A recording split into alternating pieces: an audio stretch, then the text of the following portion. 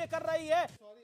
तो मैं इंटरवीन कर रहा हूं कि ओबीसी समाज को गाली देना, जज की जीभ काट देंगे, किस प्रकार से पत्रकार की हवा निकाल देंगे, पत्रकारिता को गाली देना, मुझे लगता है यही तो कांग्रेस का एक प्रकार से चरित्र बन चुका है। और इसीलिए इतने बड़े व्यक्तित्व, महाराष्ट्र के इतने वरिष्ठ नेता को भी लालची और कायर कहा जाता है। यही वो मानसिकता, और ये मोहब्बत की दुकान नहीं, ये नफरत, गाली और धमकी की दुकान कांग्रेस पार्टी तब्दील हो चुकी है। सुरेंद्र राजपूत बैठे, अधिकृत प्रवक्ता है, क्या उदित राज के दिए गए बयानों पर वो इत्तेफाक रखते हैं? क्या लालची से लेकर जो अब तक जिस प्रकार की शब्दावली इस्तेमाल की गई और हवा निकाल दी, इस प्रकार का जो एक पत्रकारों के खिलाफ बार बार हमला किया जाता है, क्या सुरेंद्र राजपूत इसको कंडोन करते, कंडेम करते?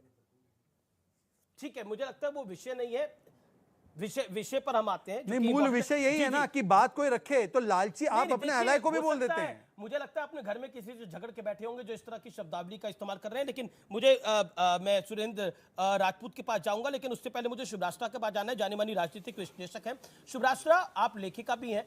पॉलिटिक्स इज एक नैरेटिव बिल्डिंग की गेम होती है, नो डाउट। बीते कुछ दिनों में राहुल गांधी ने भारत जोड़ो यात्रा करी, और भारत जोड़ो यात्रा में उन्होंने एक तरह से एक अपनी इक्विटी बनाने की कोशिश करी, जो कि जायज है, हर नेता को वो अधिकार है। लेकिन उस इक्विटी को डाइल्यूट जिस तरीके से किया गया है बीते 2 महीनों के अंदर, व्हाट यू हैव टू से ऑन दैट? क्योंकि नेताओं को छोड़ना, गुलाम नबी आजाद का कहना कि एक लेट गो एटीट्यूड है राहुल गांधी का, जो जाता है वो चला जाए।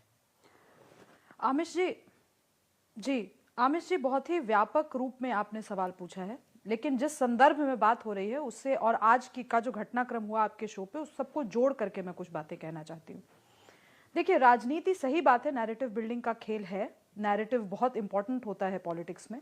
लेकिन मुझे लगता है कि कांग्रेस हो या बीजेपी हो, भारत का जो मूल नीति निर्माण की जो परंपरा है वो ऐसी है कि बहुत ज्यादा विचलन हो नहीं सकता। तो लब्बो लुआब इतना है कि आप अपनी राजनीति किस प्रकार से कर रहे हैं, आपका जन जुड़ाव किस तरीके का है, और आप अलग अलग जन समूह के अवयवों से कैसे मिलते हैं, कैसे बात करते हैं, पूरी राजनीति इसी से रेखांकित होती है। आज कांग्रेस पार्टी जिस तरीके से समाज के हर वर्ग के साथ लड़ झगड़ कर बैठी है और हर वर्ग को जिस तरीके से वो गाली गलौज करती है, ये कहीं से भी राहुल गांधी की जो भी मूल अवधारणा रही हो भारत जोड़ो यात्रा को लेकर के, उससे तो मुझे मेल खाता नहीं दिखता। आज मैं आपको साधुवाद देना चाहती हूँ आमिर जी, क्योंकि फाइनली मुझे लगता है प्राइम टाइम में किसी एंकर ने ये निर्णय लिया कि एक हद के बाद अगर आप अपनी भाषाई मर्यादा पार करेंगे तो आपको हटाया जाएगा। और यही कारण है आमिर जी कि मैंने आपके शो पे कई बार कांग्रेस के बदतमीज प्रवक्ताओं जैसे अलका लांबा को मैंने बिल्कुल ही डीलेजिटिमाइज किया है। मेरी जैसी आवाजें उनके साथ बैठने लायक नहीं है। आप ही के शो में सुरेंद्र जी भी हैं, तीखी बहसें होती हैं, बहुत तीखी बहसें होती हैं, और विचारधारात्मक रूप से हम कभी अग्री नहीं करते, लेकिन कभी गाली गलौज के स्तर पर बात नहीं होती। तो मुझे लगता है कि आगे आने वाले समय में अगर राहुल गांधी को जेन्युइनली एक सीरियस नेता के रूप में उभरना है, तो उनकी जो टीम है उसमें सुरेंद्र राजपूत जैसे लोगों को ही जगह मिलनी चाहिए।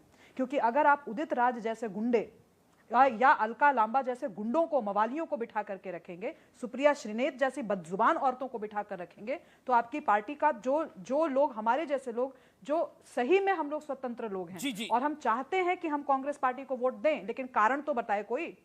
ठीक है, जिस तरीके से उलझ करके आपके यहाँ से लोग जा रहे हैं, वैसे तो संभव नहीं है। ठीक है, क्या आपको लगता है सुरेंद्र राजपूत, क्या आपको लगता है जो रविशंकर प्रसाद ने बोला कि राहुल के कई विदेशी व्यापारिक घरानों से संबंध है और किसी इंटरनेशनल बिजनेसमैन को वो टारगेट नहीं करते, घरेलू बिजनेसमैन को टारगेट करते हैं, और कुछ इसी तरह का इशारा, मतलब गुलाम नबी आजाद ने तो पत्ते ही खोल दिए। आप कह रहे हैं कि गुलाम नबी आजाद तब क्यों नहीं बोले, अब क्यों बोल रहे हैं? लेकिन 100 बातों की एक बात जो कि बहुत महत्वपूर्ण होती है पॉलिटिक्स में, वो होती है नैरेटिव बिल्डिंग। क्या उस नैरेटिव की हवा निकली है जिसकी बात अब, क्योंकि पायलट के वाले मामले में भी हम देख रहे हैं कि वहां तो बीजेपी नहीं है, वहां तो कुर्सी की लड़ाई आप ही के नेता कह रहे हैं, सुखजिंदर रंधावा साहब। 3 बातें